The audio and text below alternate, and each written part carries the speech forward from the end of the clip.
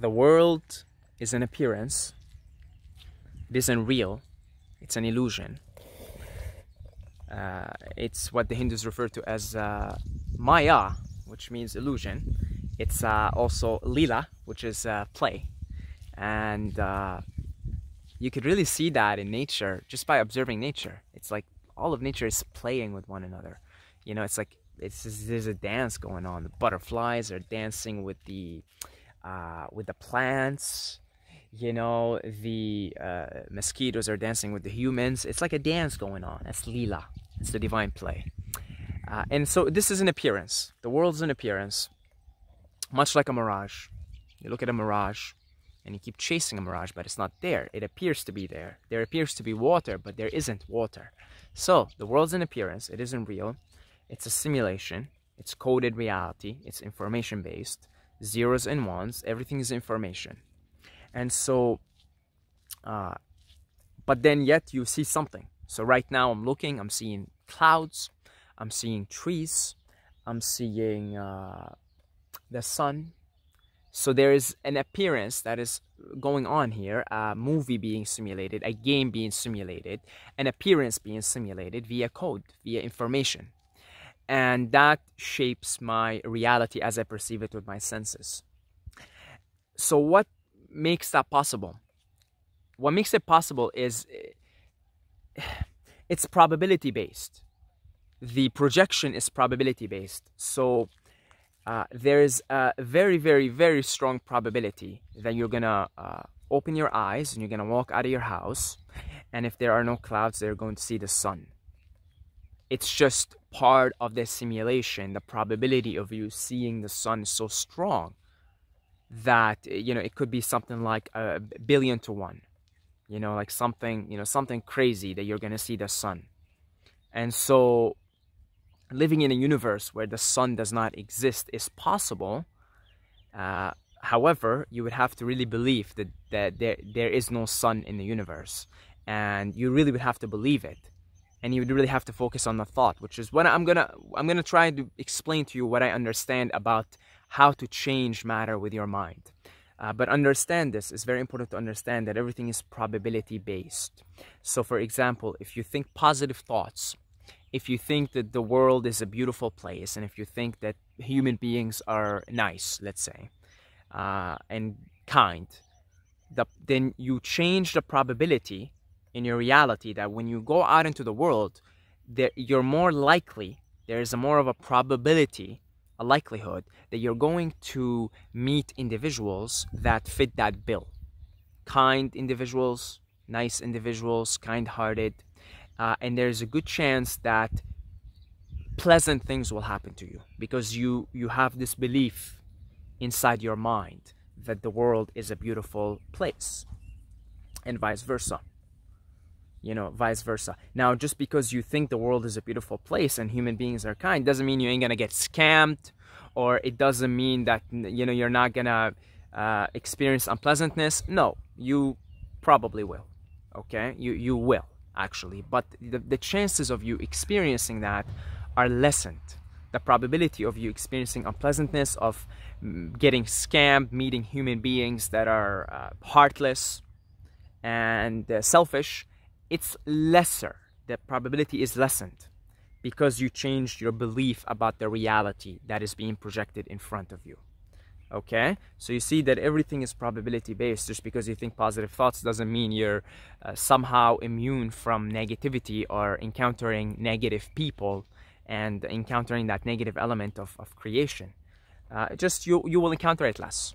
The stronger your belief is in the goodness of all things and in the beauty of the world, the stronger the belief, the stronger the focus on the thought, on the idea, which is the world's beautiful and nobody's out to get me, and you have more trust, then again, if your belief is really, really strong and you're really focused on that idea, there's a good chance, you know, 90% of your encounters are going to be on that level, on that vibe.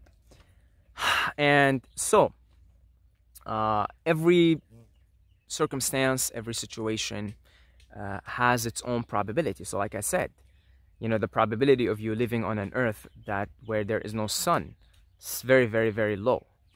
Very, very, very, very low. right? It could be possible if you really, really believe it, that there is no, that the Earth doesn't have a sun. If you really, really believe it and you really focus on that for whatever reason, I don't know why, then your universe could theoretically change. Now let's take the example of let's take the example of Jesus walking on water. Now, most of us are not going to be able to do that, right? We're not going to be able to just go and walk on water, right? Because the simulation, the probability of you know, a living organism like a human being stepping on water, on the element of water, and walking on it is slim. Let's say it's slim to none. Okay, so let's say it's, just gonna throw a number out there. Let's say it's 1 in 10 million, for example. So your chances of walking on water are 1 in 10 million, meaning for every 10 million times you try to step on water and walk on water, for every 10 million times it will happen once. Just, you know, just throwing a number out there. So now, what if you really believe that, or let's say today you say, well, I'm gonna entertain the idea that I could walk on water. So you say, well, you know, you go into your head, you do some hypnosis, and you say, well, I can walk on water, I can walk on water, and you recite it, right? And then you wake up the next day and you try to go walk on water, and you know, here you are, you're inside the water, you can't walk on the water. However, just by entertaining the idea and by, you know, going in and reciting, doing a mantra on, you know, I can walk on water, an affirmation, you might have altered the chances of you walking on water from 1 in 10 million to maybe, I don't know, 1 in 7 million, okay, or 1 in 8 million. And so you do that for a month, and now the probability is gone from 1 in 10 million to maybe 1 in 5 million. You do that for 5 years. You just recite that, you visualize yourself walking on water, this, and that, and the probability goes down to 1 in, I don't know, 1 in 500,000 or 1 in 100,000. Okay, now what if how did Jesus just do it, right? Well, okay, because Jesus didn't start off with, say, 1 in 10 million probability, because Jesus is clearly a very advanced soul. He's been doing a lot of work in his past lives and ascending work and enlightenment work.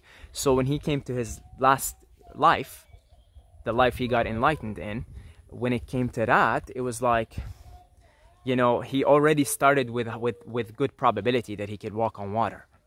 You see, like his initial reference point, initial probability was, I'm just gonna throw a number, let's say 1 in 100 or 1 in 100 and in 1,000.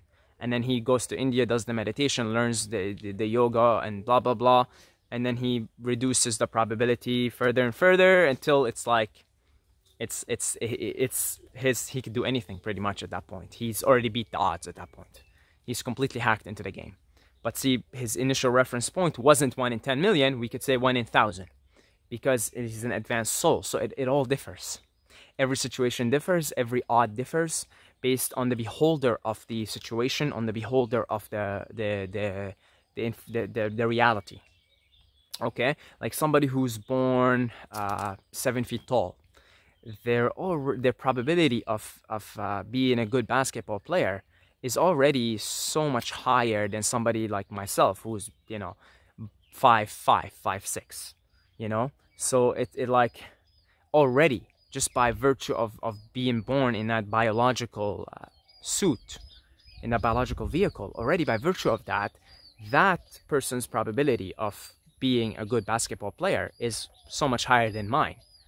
And sure, I could go and I could spend a great deal of time altering my probability, and I might be able to catch up to his probability by altering my belief, by focusing on me being like a superb basketball player and practicing.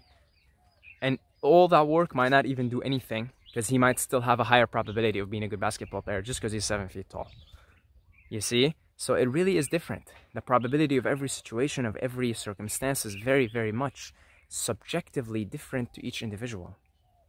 You know, it's completely different. And so the way you alter this reality, the way you change it, the way you manipulate it with your mind, because mind precedes matter, is you change your belief about the situation and you focus. So it's two things really. It's two ingredients. A very simple very simple meal. Okay, it's your belief, and it's your level of focus. If you could believe in something and then focus on that belief, focus on that thought form, you could greatly alter the probability. So let's say you want to move things with your mind. Now again, say you know, let's say I want to move things with my mind. I want to do psychokinesis, telekinesis, and let's say Master Yoda from Star Wars is looking to learn that as well, right? Now, Master Yoda's initial probability would probably be different than mine, because from what I can gather, Master Yoda is a very advanced soul. So he might start off with a probability of 1 in 100, and I might start off with a probability of 1 in 1,000 or 1 in 10,000. And then I might do work on that, do the belief, change the belief, focus on me moving the thing with my mind, and I would alter the probability, and it may take me 10 years before I can move something with my head, whereas it takes Master Yoda a year to do it, you see? So it really depends. Now, when you're drawn to something, when you're really drawn to do something, there is a good chance that if you focus on it and change your beliefs and everything, you will be able to do it. Because you're already pre-wired. You're already pre-wired to do that thing. You understand what I'm saying? Otherwise, you wouldn't be attracted to it. Somebody who's, you know, who's attracted to playing a sport from when they're 3 years old, all they want to do is play that sport. They're probably going to do well in it because they're so attracted to it that they're already starting off with a pretty good probability that they'll be able to do it, that they'll be able to excel at it. Otherwise, you wouldn't be attracted to it. Hence, you listen to what attracts you. You listen to the Tao. What is attracting you? What is your thing? What do you want to do? What do you spend so much time thinking about? What gives you that feeling of obsession? Like, makes you obsessed with it? Anything you're obsessed with. You know, you really want to do something. You really want to become this, or you want to become that. You really want to become a musician. You really want to become a breatharian. You really want to move things with your mind. You really want to do something, right? Good chance you'll do well in it, because you're already starting off with good odds. Otherwise, why would you be attracted to it? See, I never was attracted to basketball. Never. Well, because, you know, just never, as a kid, never, because you know, I sort of already knew in my, you know, deep down that that's not my thing. I don't have good probability there. I'd be wasting time and energy. I'd be wasting valuable time and energy that could be perhaps put somewhere else. You see? And that's often why if you're attracted to something and you start it, you do well in it almost instantaneously, because you're already pre-wired for it. You already have good odds. So now you work with your belief, you work with your thoughts, and those two will carry on into the physical work, whatever the physical work needed to do that thing. And then you're slowly